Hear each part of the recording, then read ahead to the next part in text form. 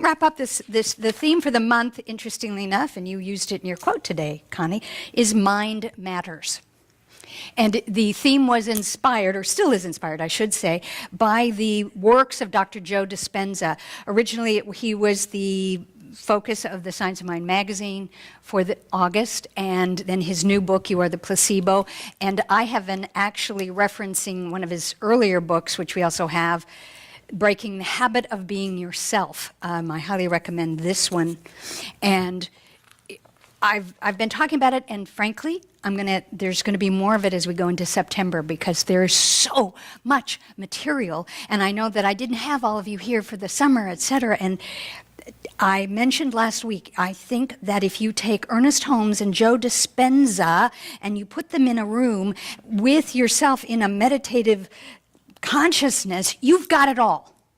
It's all right there for you. So if you want any tools, you really want to know how to do this, you really want to know how to change your life, read Dr. Holmes and Dr. Dispenza, and allow me to be your interpreter for today to help you understand why. So today's talk title is Minding Your Mind, because we in religious science, when we refer to mind, most of the time we're talking about the big capital M mind. The one mind, the greater consciousness, not just the mind. And we separate, or we make the difference between mind and brain, as does Dr. Joe throughout his work, so that we can understand the greater picture of the mind of who we are. And last week I talked about, the title may be distressing to some of you at first if you weren't here, but Better Living Through Chemistry.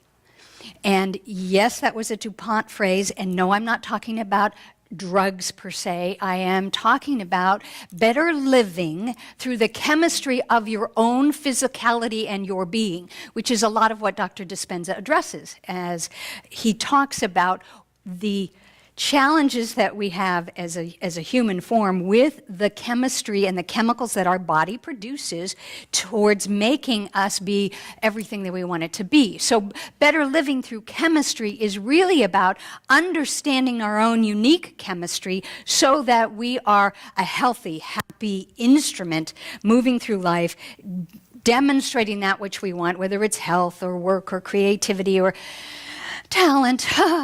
We have the opportunity to use the skills, the training of Dr. Holmes from that concept with the new scientific research. I love the fact, that's why I know Ernest would love Joe Dispenza, because he brings all the scientific fact in such a gentle way and brings it to you in a very spiritual manner without all the hoopla. So I talked a little bit last week also, again, so that we have this preface, about our addictions. And again, disclaimer, I'm not talking about the addictions that most of us think of in a negative sense. I'm talking about the addictions that we have as human beings, creatures of habit, the addictions that we have about our thinking, our habits, how we socialize. So I need you to get to a place where if you hear the word chemistry or addictions, you don't automatically go to a negative response to that. And if you notice yourself going to a negative response for that, that's a perfect example right away of the addiction you have of your perception of certain vocabulary words or experiences, which is what we talk about. So Dr. Dispenza says that a habit is when the body becomes the mind, capital M. A habit is when the body becomes the greater mind. I'm clearly not saying the body turns into your brain. I'm talking about when we start to live in our habits, our addictions, our stories, then the body, whether it's the physical body or your body of affairs in the external world, starts to become your mind. And again, what Dr. Joe talks about is that it's kind of a reverse thing. You think a thought, which creates the feeling, and from the feeling, it creates another thought, and you start to believe it, and you've got this addictive cycle going on that may or may not be working for you, may or may not be serving you, changing your health, uplifting you, making and allowing you to feel better. So we need to look at how we show up in the world with our habits, our addictions, our stories, and shift it using the chemistry of our own body, meaning that every time time we think a thought, we create a chemical in our body in response to that. Did I mention every time? Every time. And if we really understood that, I don't want to make us paranoid about, oh, I had a bad thought. Oh, oh, there's another one. If you knew that every time you had a thought, it changed a chemical response in your body, perhaps you might think differently. That's why I know it's pure science of mind. So we get to use the science of mind philosophy along with the scientific study that Dr. Dispenza does in terms of how to change our wiring. Because he talks about, we mentioned it last week as well, that oftentimes we get these great ideas. We decide we're going to change our life. We're going to lose that extra weight. We're going to clean the garage. We're going to write that new book. We're going to change whatever we want to change in our life. And we get very enthused. It's almost like New Year's Day when we have that resolve. It's I'll start the diet on Monday, which, by the way, research says is the best day of the week because people have that fresh start quality. And so we do that, and we come out and we start thinking differently and talking differently, and then the brain starts saying, well, this is different. I don't know how we're going to do it. Oh, you sure you want to? Maybe you want to start the diet tomorrow. Nah. You really want to think that way? I don't know. It didn't work the last time. So you start having thoughts. Because remember, the body is now sending these thoughts back to the brain, small b. You start having these thoughts about when it didn't work, why it didn't work, how many years it hasn't worked, I never win. All those things start wiring up. When you start playing those thoughts in your head, you start feeling a little bit disconsolate and a little gloomy and a little negative. And it's like, yeah, that's true. It never worked. Oh, what the heck. And you sit on the couch with your Oreos and your ice cream, and you do what you do, and you don't go to the gym, and you don't get up early enough to do your meditation because you figure, what the heck, it didn't work before, and I'm not going to buy a lottery ticket, I never win, blah, whatever your stuff is. And you just write it off. And why? Even though you had these clear intentions. And I know it happens here a lot. You leave here on a Sunday, you hear someone say something, a quote, a meditation, a beautiful piece of music, and you say, oh, I've always wanted to play the piano. I'm going to take piano lessons. And on Monday morning, you call a few things, and then maybe they don't answer right away. They don't respond. Or you get a call back, and they only have lessons on a certain thing. Well, you start to go, well, what am I thinking? I'm too old for this. I'm never going to be a pianist, blah, blah, blah, blah, blah. And your thoughts start manufacturing the feelings that you can't do it or won't do it. And those thoughts that say you can't do it or won't do it start creating back into the brain the chemistry. And guess what? You are in the rut. You are back to being addicted to your story, to your habit, to the idea that you can't, you're not, etc. So what Dr. Joe is saying and what that book is about is you have to break the habit of being yourself. Now, disclaimer here, I'm not talking about break the habit of being your authentic self, your whole self, your joyous self, your healthy self, your loving self. I'm talking about the one that's on the groove, the rut.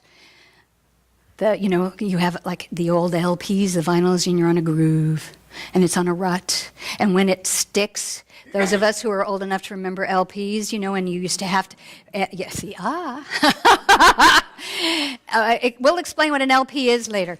Long playing record. That was a big, giant, fat CD. And you used to have to put the needle on it, right? And it would play the music, and you'd be across the room doing something, and then it would go la la la la. La la la la la la la la, and you'd have to get up and manually take the needle off the record to change that rut in the groove, correct? Well, that's what we have to do with our thinking. It's the same thing. We are living in the groove, sometimes it's a good groove, or we're living in the rut, which has our story, our addictions, our habits. And so what we need to do is get very conscious and change that. However, what he says, which is like, oh my God, this is so amazing. When we go to do that, we have preconditioned wiring that is probably going to work against you to do the very thing that you say you want to do with all of that loving, wonderful resolve. So don't let that depress you. Let that inform you and educate you in the fact that if that's the case, when you start a new habit and you start doing something and you hear the committee mind starting to pick on you and yeah, I don't think so, and you can go, wait a minute, oh, that's my brain responding so efficiently as I have let it be trained to do so. I will correct that. And then Dr. Joe or Dr. Ernest Holmes gives us ways by which we can do that. The brain becomes the body, the mind. The body becomes the mind. We are taking that back with this information, with what we do. And Dr. Joe gave a great example in a video.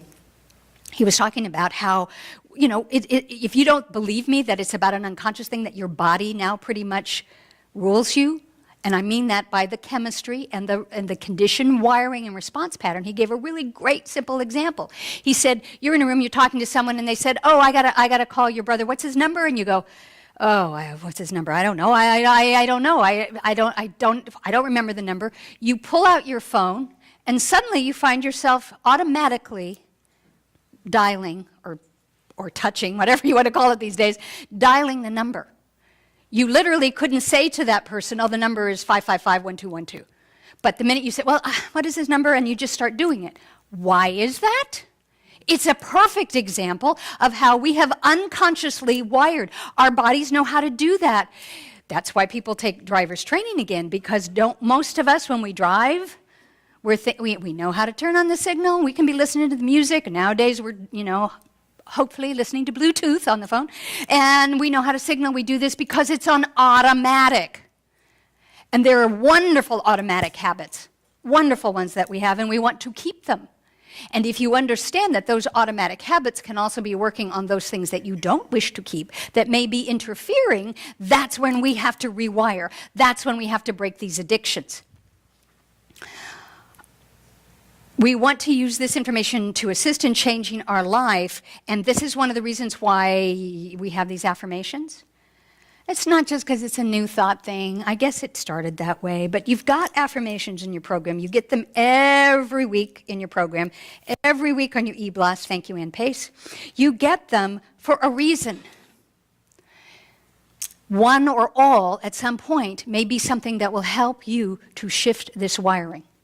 The reason why that works is because it's repetition. And we've already said that the brain knows how to do things into the body through conditioning, through patterns. That's why before the age of technology, way before the age of technology, when tribes wanted to get information to people or other tribes, they did it through storytelling and song. Because song is repetitive, isn't it? All of us know what it's like, either for yourself or if you've had a kid. All you need to do is be having one song playing in the house for a couple of times, and then you have what I nicknamed songolio, meaning when you turn off the radio, you're still singing that song, aren't you? Why is that? It's because we're wired to do that. Repetition, we can do that. I know how to do that. So you want to be choosing music, affirmations, reading, social gatherings that are supportive, because if you're going to be doing it a lot in repetition, you might as well choose people, places, and things that are going to serve and feed you, that are going to expand the capital M mind of you, not diminish the small m and the brain and tell you the things that you don't need to know because you've already said that story to yourself. Doc Childre and Howard Martin from HeartMath, those of you who are familiar with that, says, when we learn to manage our emotions long enough to stop and shift our attention to the quieter message of the heart, we gain a wider perspective on any situation, often saving ourselves from hurt, frustration, or pain.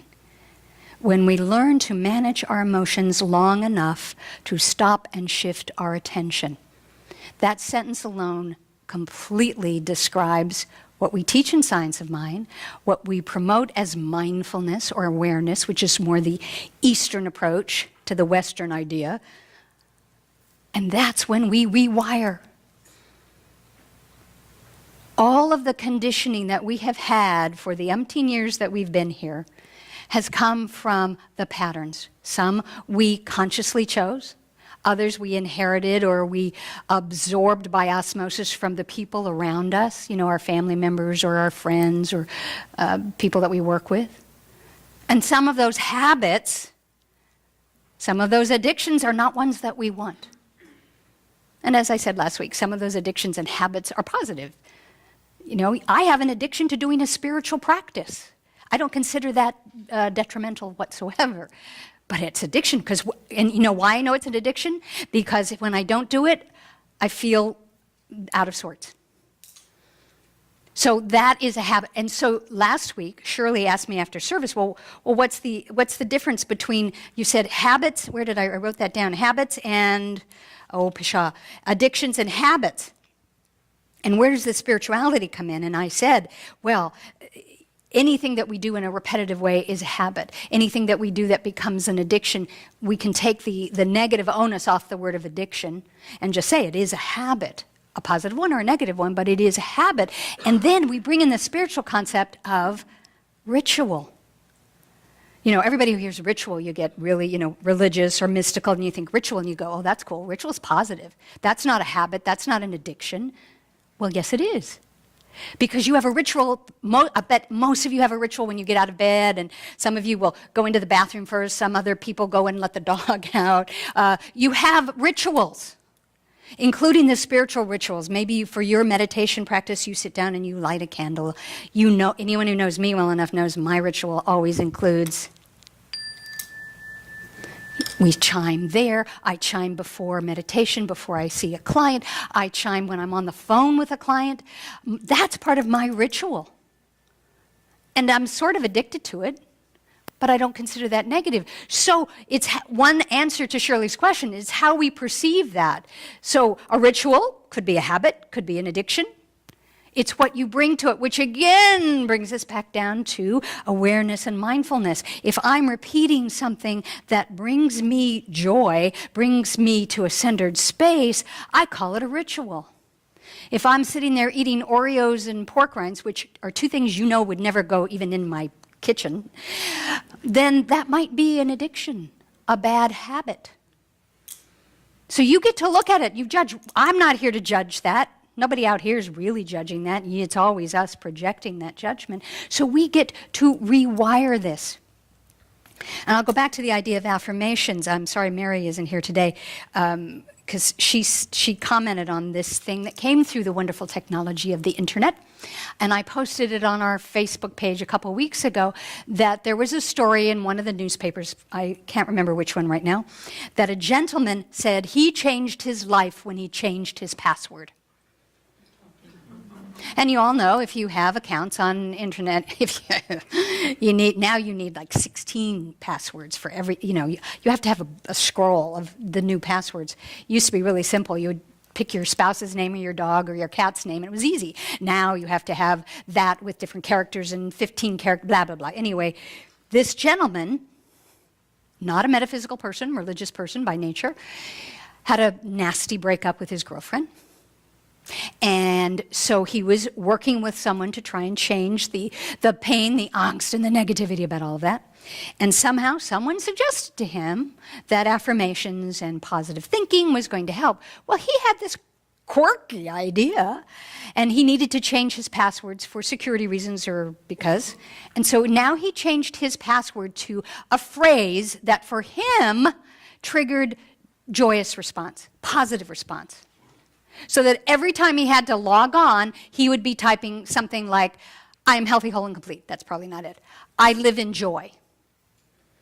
I am open-hearted. I am prosperous. Whatever his password is, whatever one yours is, well, you know why that worked? Not because it was a password, but because it was an affirmation that he used his brain attention and willingness to change so that he was rewiring himself to start to think that, feel that, and become that.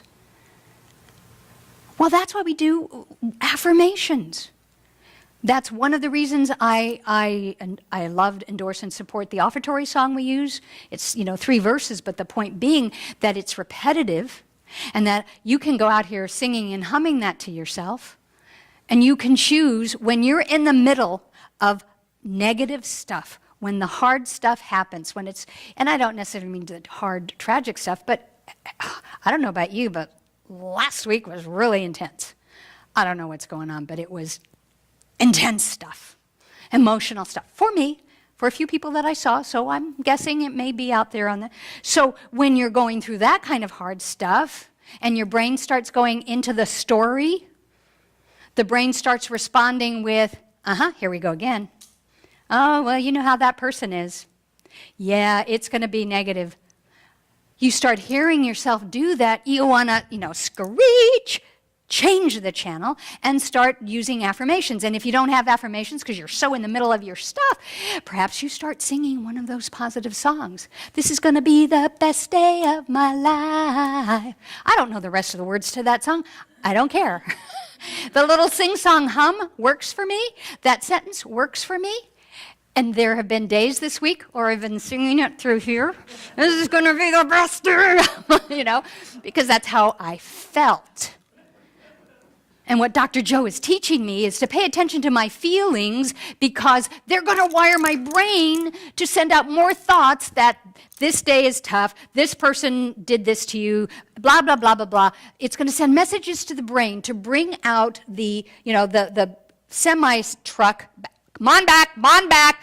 The thing drops, the load of stories, the luggage, the trunks of story, all that negative stuff, it's going to unload it on my doorstep again.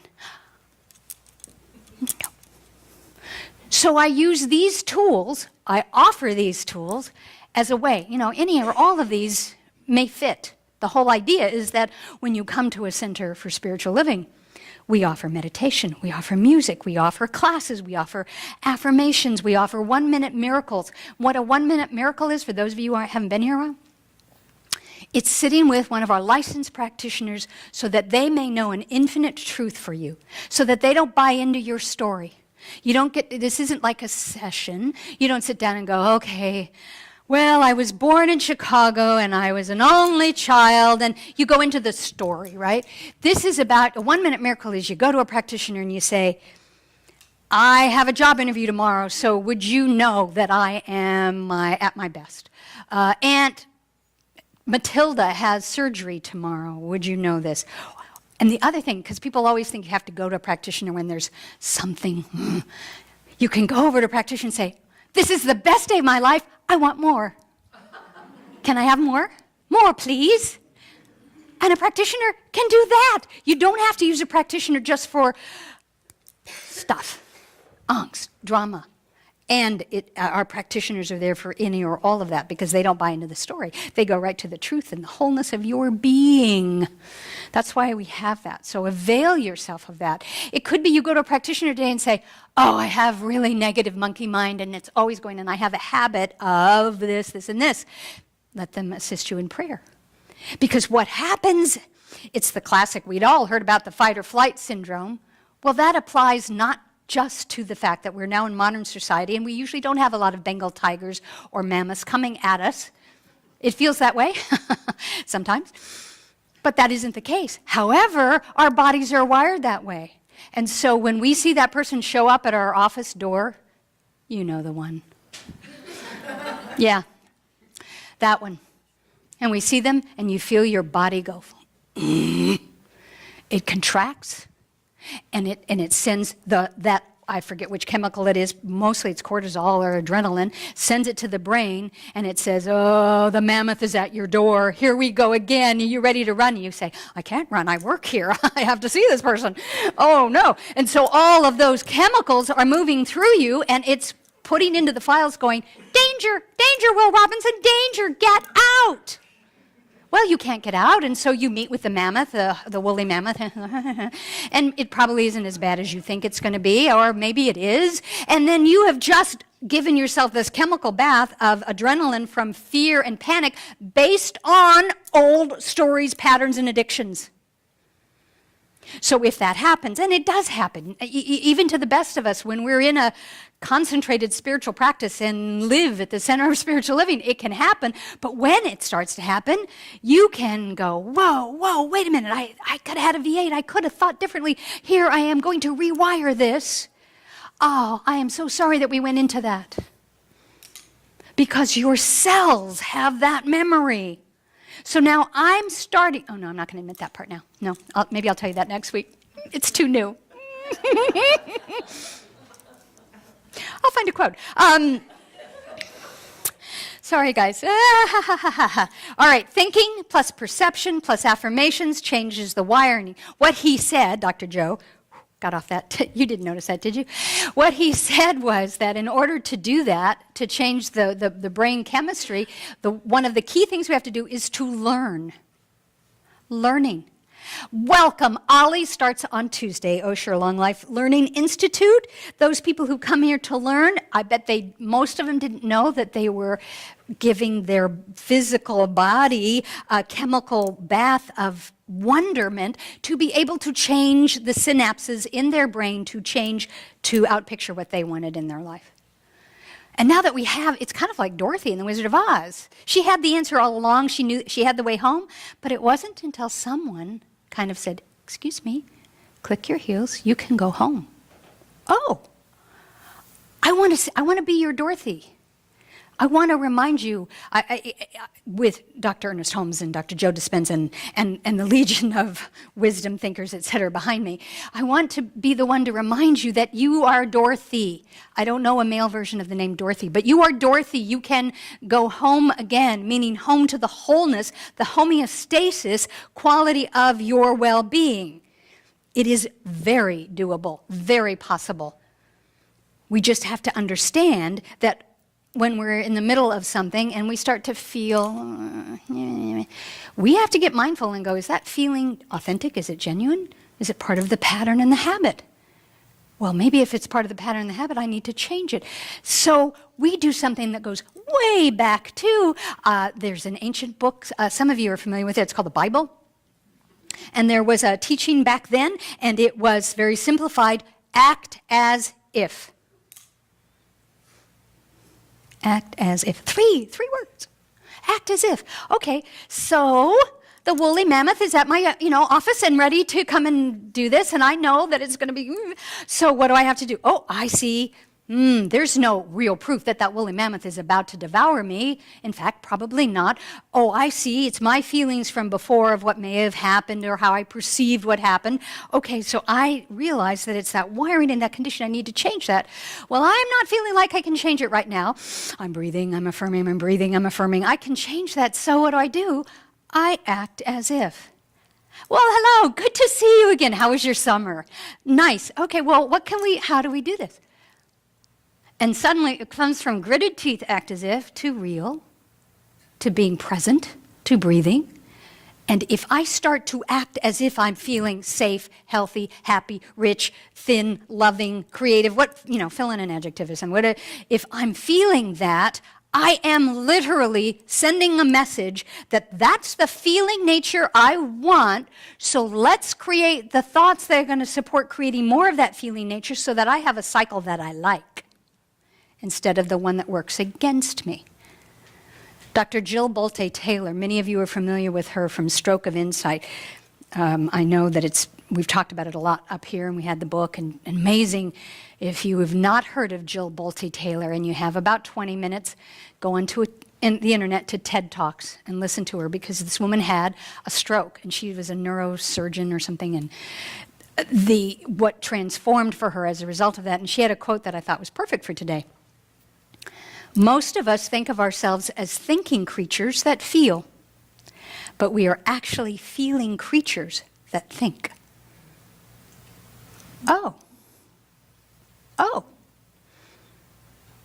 So if we here we are, and this is where I like what Joe Dispenza brings in with Holmes, we have a whole philosophical movement called Science of Mind, religious science, that talks about changing your thinking to change your life.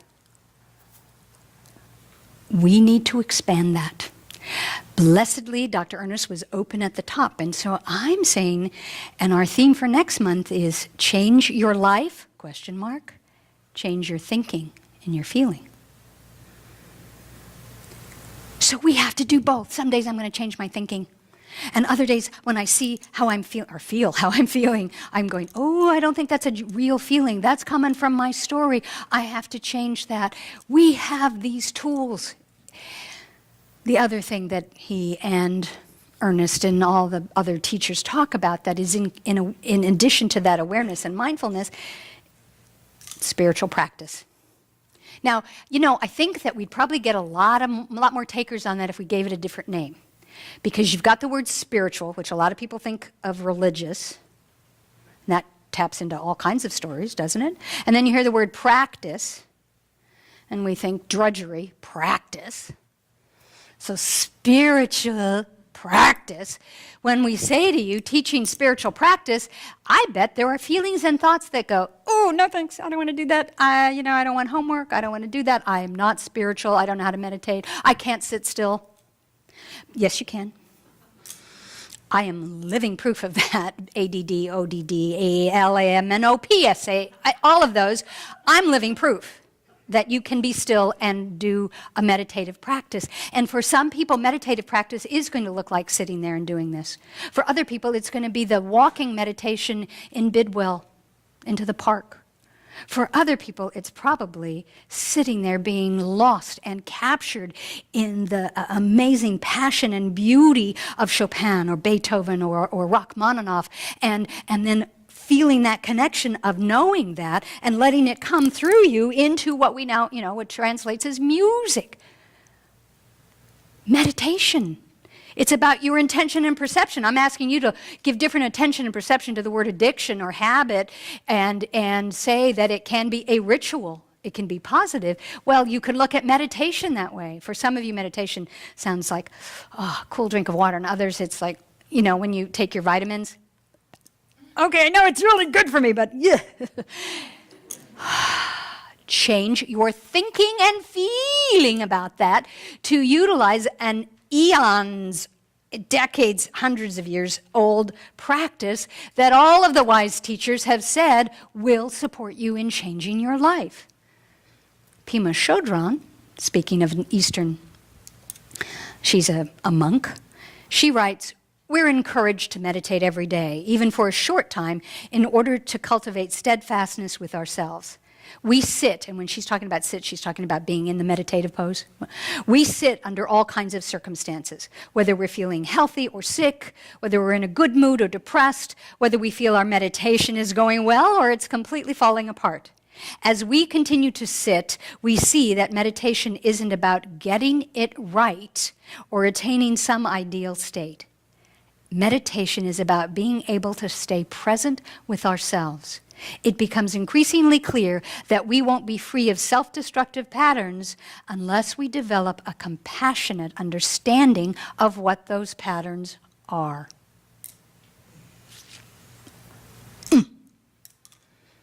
And how do we do that? By being aware, mindful of our feelings, our thoughts, what we think, what we program.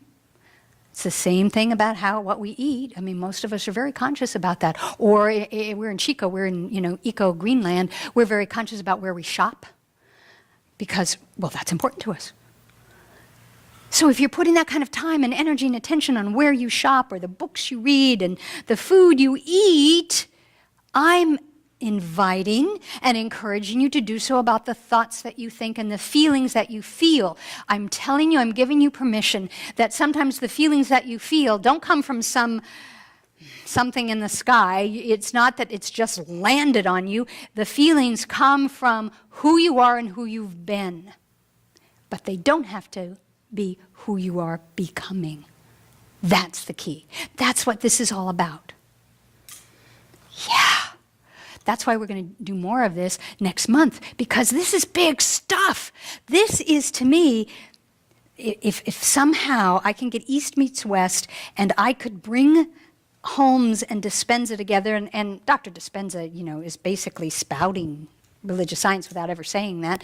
But if I could get it together so that the collective consciousness and mind has it available to them, then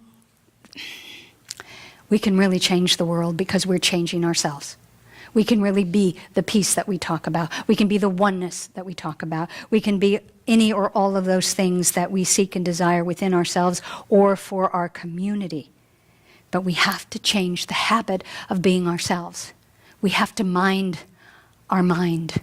We have to pay attention. So it's going to take a little bit of attention, a little bit, maybe work, an awareness. Yet I know that if there is something within you that brought you here, besides the fact someone may have kind of said, oh, come on, come with me. Something brought you here. And those of you who do come here or have been coming for a long time and you still are seeking, then you've already got that kind of template ready. I'm just asking you to reboot, reframe, and do it differently. Apple's campaign, think differently. Although he said think different, but that's because it's cuter and it's easier in an ad. I know that it's not the right English grammar. So think differently. Feel differently.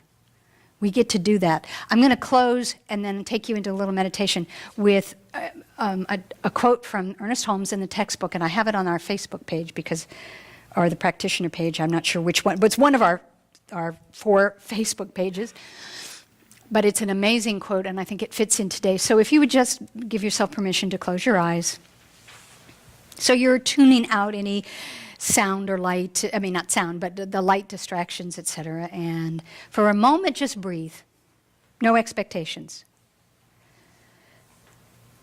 And whatever feelings or thoughts I may have stirred with this lesson today, just kind of let it filter through you. Some things are going to stick, like Velcro. Some things are going to dissolve and you're going to go, what was that she said? Other things are going to be there like a little finger tapping you on the shoulder as a reminder. Ahem, ahem, did you hear that? Did you pay attention? So let all of those thoughts just filter through you for just a moment of silence.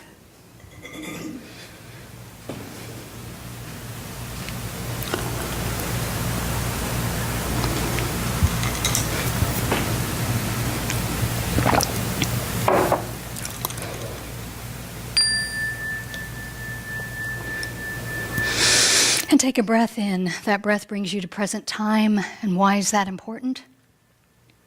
Because if you're in present time, if you were in this precious moment called now, you're not lugging the stories with you. You're not forecasting or fearing the future. When you are in present time, you have been given the gift of the universe because you are conscious, mindful, and aware. No expectations, no obligations. Breathe.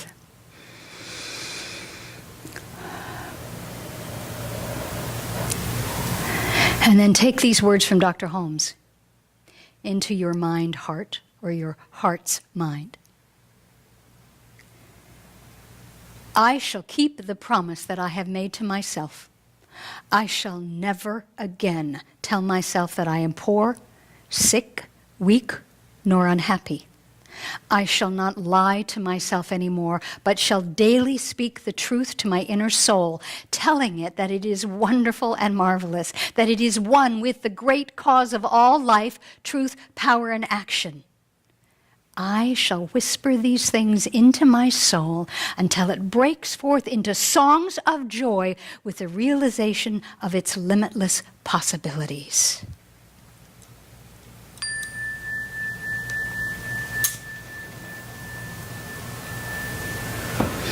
This is going to be the best day of my life. Because it is here, it is now, it is mine. It may not have the confetti, the balloons, the champagne, the CNN news report.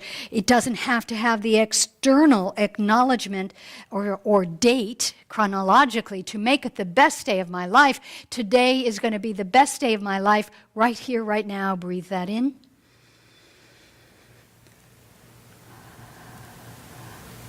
And if you had a voice that started to say, yeah, lady, but you don't know about this. You don't know if you knew my story or what I have to go home to.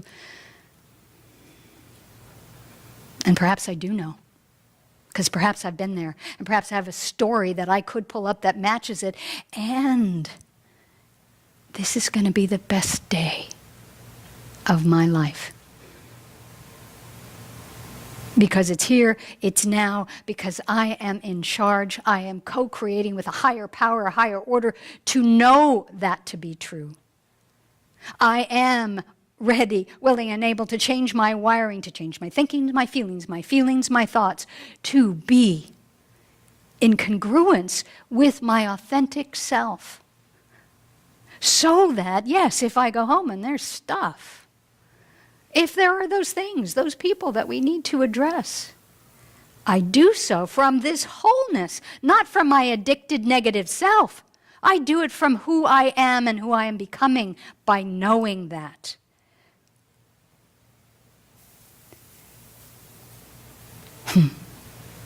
I shall keep the promise that I have made to myself. I shall never again tell myself that I am poor, sick, weak, nor unhappy. I shall not lie to myself anymore, but shall daily speak the truth to my inner soul. That's what this is about. That's what makes it the best day of your life, my life, our life in this community. And so if there is also a little voice that might be saying, really? Is that possible? Is it true? Really, really, really? That little Disney part of you that still thinks that, hopes that, crosses your fingers for that, wants to say the magic words for that, I say yes. And maybe the magic words are act as if. Maybe the magic words are yes, I am, yes, I can. Maybe the magic words are I am enough. Breathe it all in.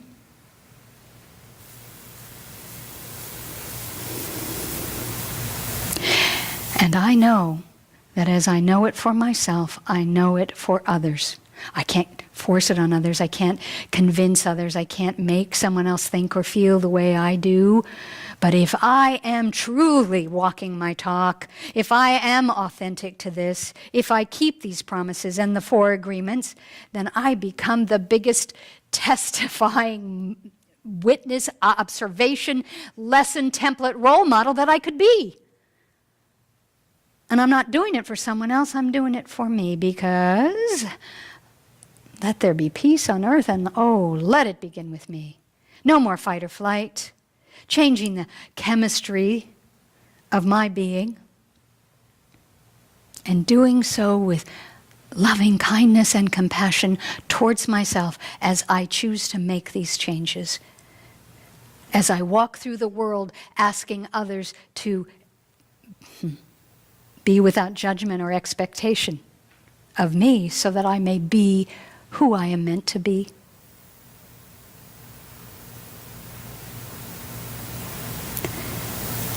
This is the best day of my life. And I am so grateful.